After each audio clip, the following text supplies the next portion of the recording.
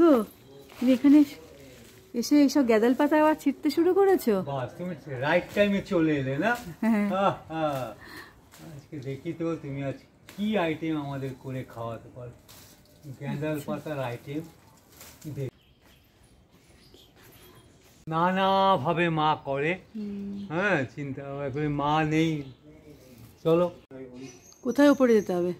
টানো টানো, হাঁচকা টানো, পাতাগুলি ওপরে চলে গেছে। হ্যাঁ হ্যাঁ, টানলে ওটা যেগুলো বাদ বাকি থাকবে ওগুলো মরে যাবে আস্তে আস্তে।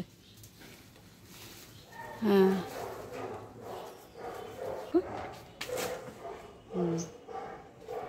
এই নাও, ঠিক আছে। এবার তোমার সঙ্গে এর সঙ্গে আরেকটা পাতা দিয়ে তুমি রান্না করবে। কি পাতা দেবো বলো তো?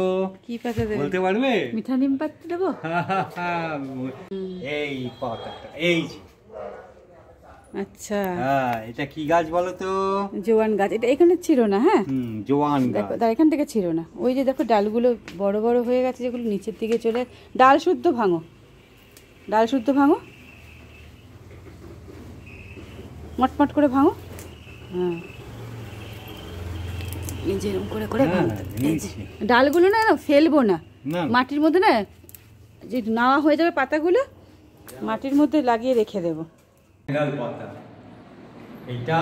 এটার কি গুণ আমি তোমাকে বলবো।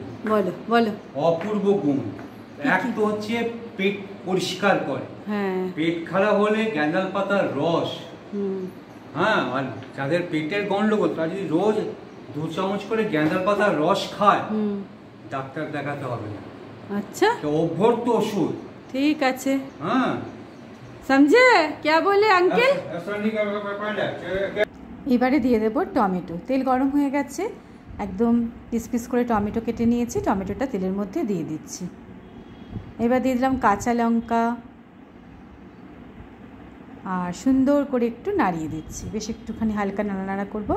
তারপরে হলুদ আর একটু নুন, পরিমাণ মতো একটু নুন দিয়ে দিলাম। তারপর সুন্দর করে নাড়িয়ে দিচ্ছি। ব্যাস এইভাবে একটু নাড়ালেই কিন্তু এটা হয়ে যাবে। আমরা শাকগুলো দিয়ে দিচ্ছি, গ্যাদাল পাতা আর জোয়ান শাক, জোয়ান পাতা আর কি। এটাকে অনেকে অরিগানো বলে। বলো তো, এই অরিগানোটা আমি কেন নিয়ে এলাম? অরিগানো পাতাটা আমি কেন দিচ্ছি? কেন দিচ্ছি বলো? নিশ্চয়ই ভালো গন্ধ বেরোবে। আমার তো অভ্যাস আছে। হ্যাঁ, আর গ্যান্দাল পাতার একটা গন্ধ থাকে তো, একটা কটু গন্ধ থাকে। হ্যাঁ, এই পাতাটা দিলে সামান্য এই গন্ধটা চলে যায়। সেই গন্ধটা থাকবে না, তাই না? খুব সুন্দর লাগে, সুস্বাদু লাগে। হ্যাঁ, ওকে, ঠিক ঠিক। আজকে এটা করে, এটা নতুন রান্না, এর আগে কোনোদিনও হয়নি। দেখি করে কেমন লাগে খেতে। দেখতে তো রেডি হয়েছে। ভাজাটা একটুখানি হয়ে গেলে তারপর একটা জিনিস দেবে এর মধ্যে, তার জন্য আপনাকে তো এবারে এটাকে আমি সুন্দর করে একটু ভাজা ভাজা করব। বেশি নুন টুন দিয়ে দিয়েছি, জল টল বেরিয়ে গেল। এবার সুন্দর করে একটু ভাজা করব। আর ওই যে টমেটোগুলি আছে ওগুলো একটু খুন্তি দিয়ে একটুখানি থেতলে দেবো, তাহলে আরও ভালো লাগবে, বেশ মধ্যে টকটক ব্যাপারটা আসবে। তো এইভাবে এটাকে একটুখানি আমি ভাজা করে নেব প্রথমে।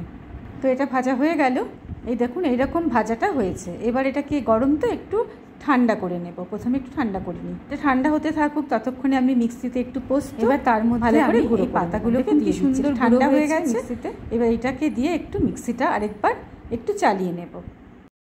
দেখি বন্ধুরা এটা কেমন হয়েছে। এই যে এইরকম করে আমি এটাকে মিক্সিতে পেস্ট করেছি, দেখুন এই টাইপের হয়েছে। এবার দেখুন আমি দিয়ে দিচ্ছি এর মধ্যে একটু কালো জিরে, দিয়ে দেবো একটুখানি কাঁচা লঙ্কা। হ্যাঁ, দিচ্ছি আমরা এর ভেতরে এই শাকের পেস্টটা।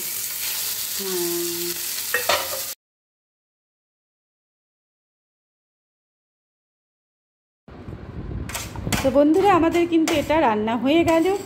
এবার আমি এটা খাবো হচ্ছে একদম গরম গরম ভাতের সাথে। খেয়ে দেখবো কেমন হয়েছে। এবার আমি একটুখানি মেখে দেখি অল্প একটু।